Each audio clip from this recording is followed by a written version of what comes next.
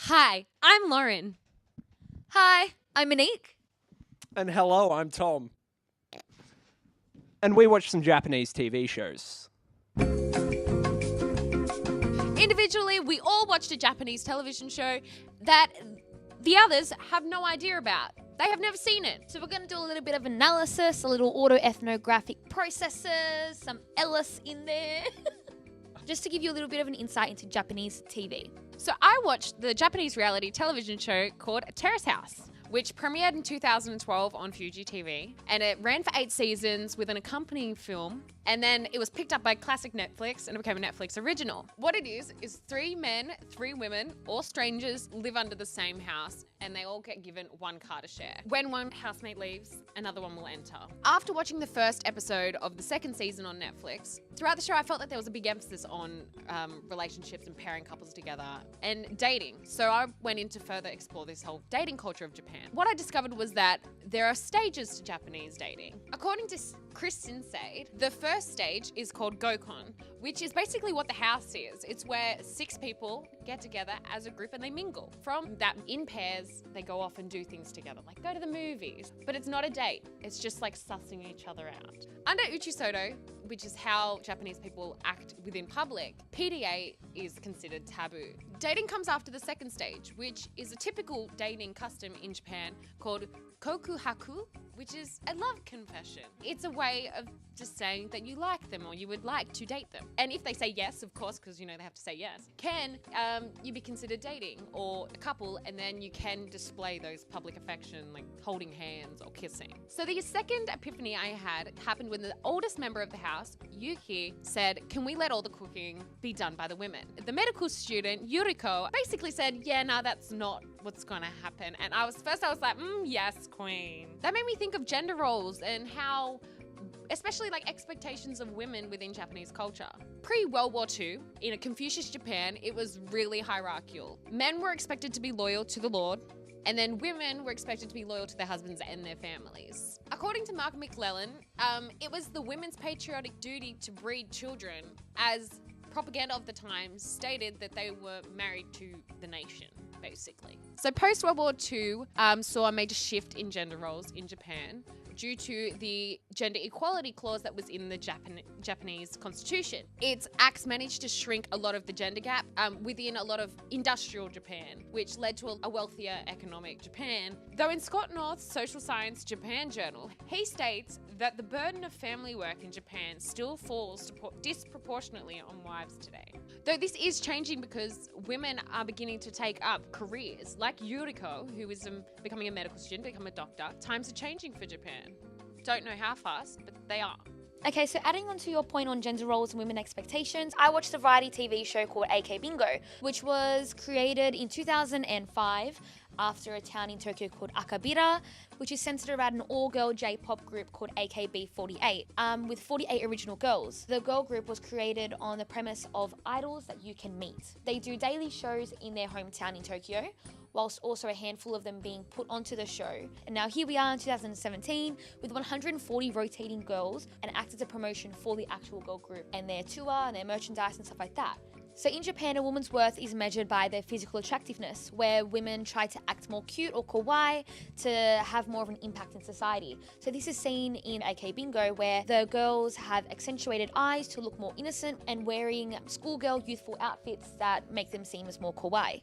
So in the reading by Dabrowski and Wood, it's noted that people who appear more authentic, despite being recorded, are deemed to be more authentic. Therefore, this allows the audience to bond with their favourite idols because they feel like they have a connection to their personality, not just to their facet in the media. So idols are an important aspect of Japanese culture, where AKB48 are seen as national icons, or kokumin teki adoru. So in the 1970s, the idol boom was created, where anyone who was in the public eye, who, as Jason Carlin notes, didn't really have much talent in the area of like singing, acting, performing, dancing, but could do it to a good extent, making the idol seem like your everyday girl, one that the fans can relate to. And so the show AK Bingo markets the girl group as just that, whilst also being a signifier of Japanese consumer capitalism, where it goes just beyond the girl group. It goes to the TV show, promotion, merchandise, everything included around it. However, one of the epiphanies that I had while I was watching the show was the whole premise of the show being around a game of dodgeball,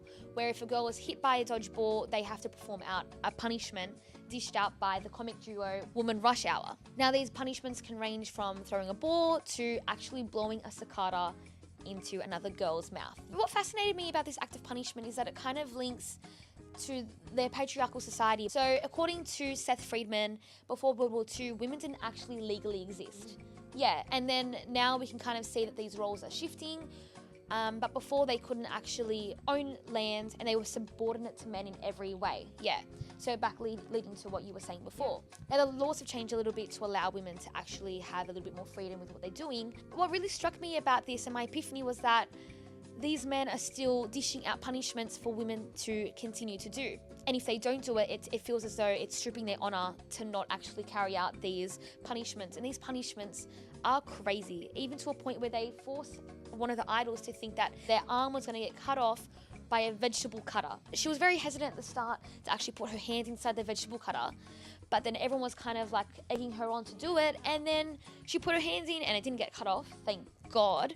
But it kind of shows that men still have the authority. There is still elements of a patriarchal society from before World War II still evident to today, where they are calling the shots as men being assertive and women being submissive are going along with what they have to say. So I had a look at Brain Wall, which is actually not a show, which is a commonly held belief. It's a popular segment on the Japanese game show, and I do have to read this. Turnaruzo no Minasan no Akaji Deshita.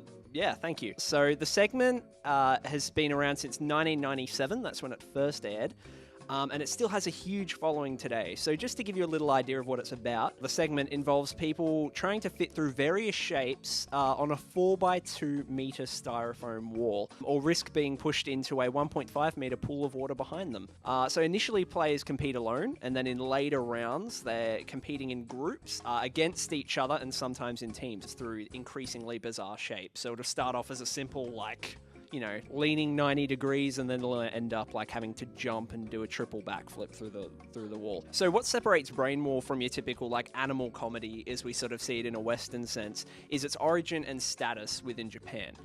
So the segment was created by a comedy duo called The Tunnels, and they're comprised of a guy called Takaki Ishibashi and Noritaki Kanashi, and they fall under something called the Owarai brand of comedy. Now this is very interesting because Owarai is the honorific form of the word warai, which means to laugh or smile, and is also the broad term for comedy on Japanese television. So I thought this was very interesting that they use the honorable form to describe comedians, because it sort of feeds into this idea of honor also existing very much within Japanese comedy. So I bring this up because Japan is still currently in an Owarai boom with these shows. So there's many different solo and group acts which have reached incredible success, like the people and the team behind Brain Wall, through this boom. So for programs like Brain Wall, which have been around for a decade or longer, they are thriving in this current wave of Owarai comedy. In a reading by Saito, he says that from 1993 to 2003, the value of Japanese cultural exports tripled to $12.5 billion US.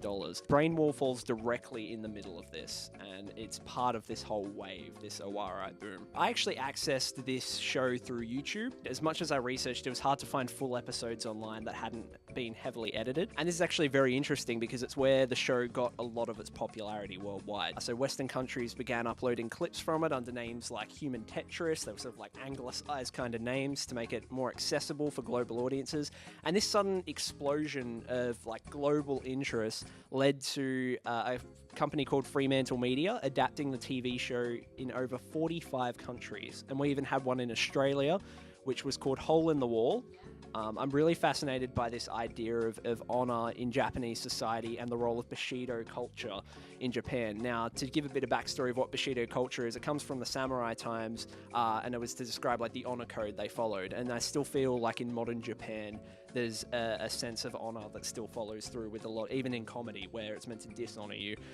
So it's just fascinating to see Brain Wall sort of play with that idea. It's the whole risk versus reward. The people that go on know that they're going to be dishonored in some way, and it's about them trying to achieve a higher state of honor. But the irony I came up with was that, like, going on that show anyway is already making them honourable because they're putting their honour on the line. So it's like, so this paradox of honour you've got going on there, and hence why it's so popular. It's like reality TV for us in a Western sense, where we're so glad we're not the people on the screen. It's kind of like that for the Japanese audiences. So hopefully this video has given you a little more insight into how just 3 Japanese television shows with reality, variety and comedy have reflected Japanese values and general society quirks. Bye.